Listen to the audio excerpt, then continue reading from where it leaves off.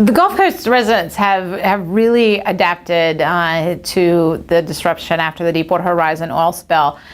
It's quite amazing what some of these communities have truly done to help the communities recover. And a lot of these have become best management practices that as a university that we try to get out to other communities, and this is how they've dealt with it, and we will continue to do so. And again, this is natural versus man-made disaster. You're talking about an area of Florida that's very used to tropical storms. They're very used to hurricanes. But I heard time and time again, and continue to hear from these communities, that this was different. This was a man-made disaster. The communication channels that were typically open between the federal government and the emergency operations centers were not open because this was considered a responsible party disaster. Henceforth, the government did not want to get involved because it was somebody else's fault, so the government didn't want to use their money for this, which was interesting. And so therefore, they kind of made up their own things as they went along. They were very reactive.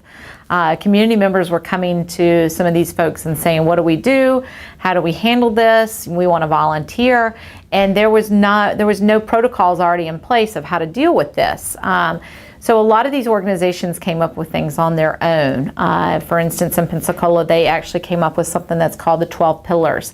And this was basically, these are the 12 things that need to happen after a man-made disaster. And a lot of them were overlap with what happens with a natural disaster, but it was a little bit more boots on the ground, a little bit of trying to get information out there, a lot of grassroots communication information out to these folks.